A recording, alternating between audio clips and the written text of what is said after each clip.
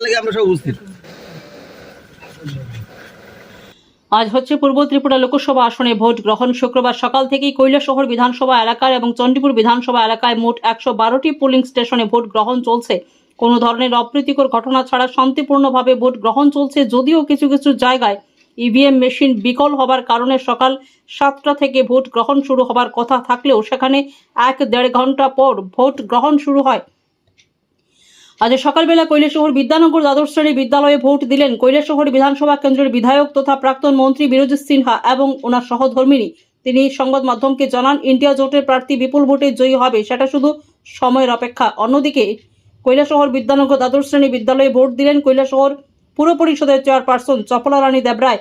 তিনি সংবাদ মাধ্যমকে জানান, বিপুল ভোটে পূর্ব ত্রিপুরা লোকসভা আসনের বিজেপি দলের মনোনীত প্রার্থী মহারানী কৃতি সিং দেববর্মা রেকর্ড সংখ্যক ভোটে জয়ী হবেন, সেটা শুধু সময়ের অপেক্ষা। পাশাপাশি কৈলাসহর মহকুমার প্রতিটি পোলিং স্টেশনে উৎসবের মেজাজে ভোটদান করছেন গণদেবতারা। ব্যুরো রিপোর্ট, লাল শক্তি নিউজ। ইন্ডিয়া জোটের প্রার্থীর পক্ষে আমরা প্রচারও করেছি এবং এখন আমরা ভোট প্রয়োগ করলাম এবং ইন্ডিয়া জোট এই লোকসভা কেন্দ্রে আমাদের ক্যান্ডিডেট রাজেন্দ্র রিয়ান ভালো ভোটে জিতবে। সর্বস্তরে মানুষ সাপোর্ট করছে, দলমত নির্বিশেষে। এটাই ওনার প্লাস পয়েন্ট। এটা সাংঘাতিক ব্যাপার, কারণ সিম্বল আরেক পার্টি, ক্যান্ডিডেট আরেক পার্টি, এইসব ব্যাপার নিয়ে ট্রাইবেলের মধ্যে নন ট্রাইবেলের মধ্যে ক্রিয়া করছে। 2 নম্বর হলো এনআরসি নিয়েও একটা প্রশ্ন আছে, সুপ্রিম কোর্টে মামলা হয়েছিল। নানা ব্যাপারে এখন আমাদের ক্যান্ডিডেট দৌড়ে নাম্বার 1-এ আছে। প্রথম প্রতিক্রিয়া জানাবো আমি, নমস্কার মিডিয়া চ্যানেলকে। আজকের যে প্রতিক্রিয়া দেখছি, এ তো ভোট নয়, এটা যেন একটা শারদোৎসব। আমরা আশা করছি যে এবারের ভোটটা এহারে চলছে, যে এটা আস্থা কৈলাসহরে, আমাদের এই ছোট্ট কৈলাসহরে পূর্ব ত্রিপুরায় যে আজকে ভোট চলছে, এটা যেমন একটা উৎসবের ন্যায় চলছে।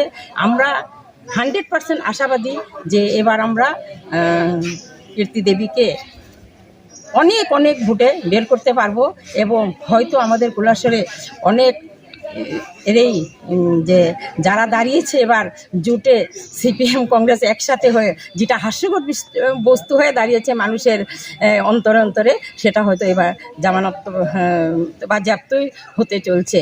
এবার আমি দেখছি যে ওদের এখানে যে এই যে সিপিএমের এখানে কংগ্রেসের ফ্ল্যাগ নিয়ে বসছে, কংগ্রেসের এখানে সিপিএমের ফ্ল্যাগ নিয়ে বসছে, মানুষ আসতে যেতে এটা যেন একটা হাস্যকর বস্তু। তাই আমি বলছি, আমরা আশা রাখছি সম্পূর্ণ মানুষের মধ্যে যে উন্নয়নের লক্ষ্যে মানুষ এগিয়ে আসছে। এবার আমরা অবশ্যই আমরা এবার কীর্তি দেবীকে বের করতে পারবো এবং আমরা মোদিজিকে ফের আবার আসনে বসিয়ে আমরা সবাই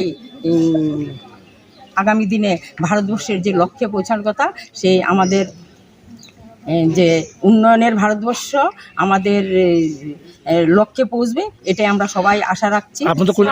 হক ফার্নিচার এখানে রয়েছে সুলভ মূল্যে সমস্ত খাট পালং থেকে শুরু করে শোকেস, গডরেজ, আলমারি, এমনকি রয়েছে বিভিন্ন ধরনের সোফা সেট থেকে A to Z প্লাস্টিক সামগ্রী।